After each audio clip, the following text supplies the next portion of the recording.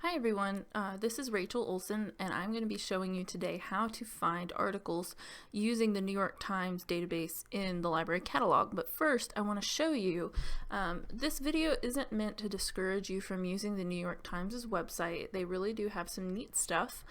For instance, I was looking at something under science, and if you click on certain things, they'll have really cool interactive pages that you can look through. It's going to link to lots of things. So I'm not trying to get you to not use this website, but you'll notice down here, if I try to read more on this article, it's going to prompt me to log in. And I do not have a New York Times login because it's not free. So as we go along, I'll be showing you some things where you can get the text of the articles.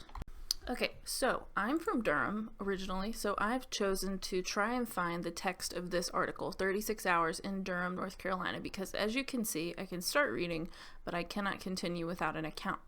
So what I would do is go to library.uncg.edu, and from there, you're going to click on Databases. And now I'm going to click on In for New York Times. You can scroll down. And right here, there are two different access options. So this one, which is what I'm going to use today, the first one, has everything from 1985 to the present.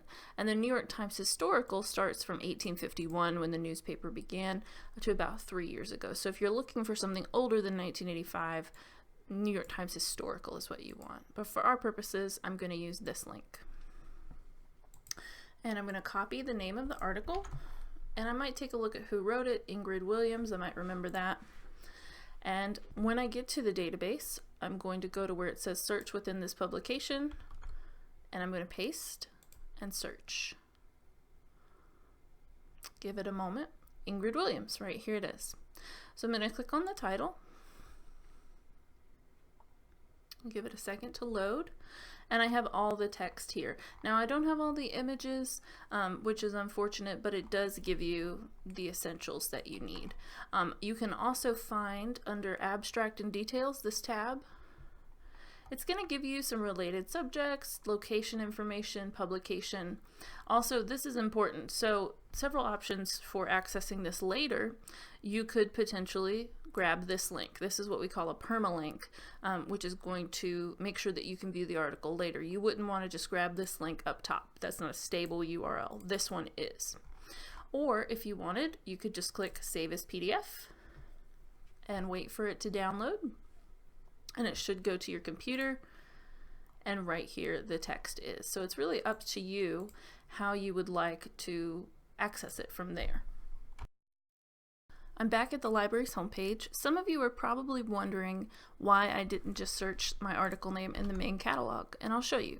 So I put it in there and click search, and I'm getting 2,800 results. So I would need to narrow it down. Under format, if I click show more, and click on article, that will narrow it a bit. I'm also under library. I'm going to click UNCG University Libraries. I'm also going to put this in quotation marks and see if that helps to tell it I'm searching for this exact title. And let's see. So I'm seeing it here, but the listing in the catalog says it's held by other libraries worldwide. Now that's for a variety of reasons, but we actually know, as we just saw, that this is available at UNCG, and it took me about as much time to find it in the New York Times database as it did here. So I'm going to encourage you, if you have something from the New York Times, you can certainly just go straight there.